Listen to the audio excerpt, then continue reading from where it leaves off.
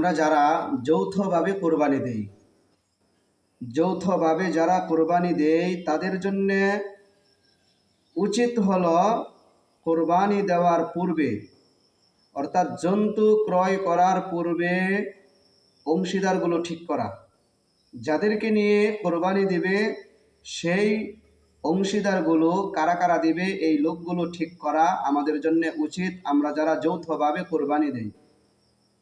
আরেকটা বিষয় হলো, কোনো ধনী ব্যক্তি যদি কোরবানির জন্তু ক্রয় করে, কোনো ধনী ব্যক্তি যদি কোরবানির জন্তু ক্রয় করে, পরবর্তীতে যদি সেই ধনী ব্যক্তি অন্য কাউকে অংশীদার বানাতে চায়, সেই ধনী ব্যক্তি যদি অন্য কাউকে তার সাথে শরিক করতে চায়, তাহলে সেটা জায়েজ আছে, করতে পারবে, তবে মাকরুহ হবে।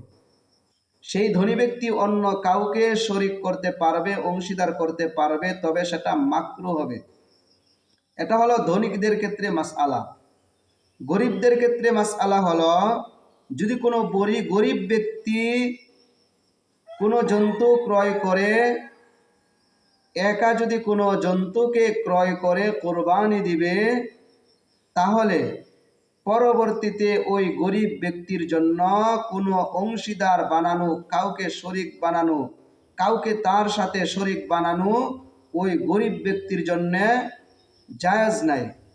ওই গরিব ব্যক্তির জন্য জায়েজ নাই। ওই ব্যক্তি, গরিব ব্যক্তি কাউকে অংশীদার বানাতে পারবে না। সে নিজেই কোরবানি দিতে হবে, নিজে একাই কোরবানি দিতে হবে। আর ধনী ব্যক্তিদের ব্যাপারে সে ব্যক্তি অংশীদার বানাতে পারবে, তবে সেটা মাকরুহ হবে।